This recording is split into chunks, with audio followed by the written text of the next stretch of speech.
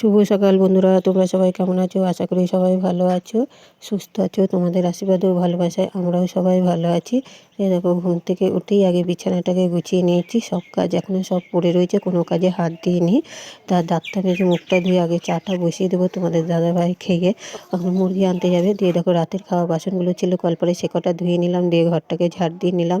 বাসি কাজ সমস্ত কাজ হয়ে গিয়েছে। দিয়ে স্নান করে ঠাকুরটাকে পুজো দিয়েছি। দিয়ে কটা কাচাকুচি করেছিলাম, সে কটাও মেলে দিলাম ছাদে গিয়ে। আর দিয়ে এসে দেখো রান্নাটা চাপিয়ে দিয়েছি, ভাত হয়ে গেল। আর একটু মাছ চচ্চড়ি করছি সকাল জলখাবেলায় খাওয়ার জন্য। আর এই পুঁটি মাছ কটা টক করব। এই মাছগুলো দেখছো রোজই খাওয়া হচ্ছে, কারণ হলো আমার ছেলে ধরে নিয়ে আসছে, প্রতিদিন বিকেলবেলা করে যায় আর সন্ধ্যেবেলায় নিয়ে আসে। এই মাছ কটা আমি রাতেই কুটে বেছে রেখে দিয়েছি।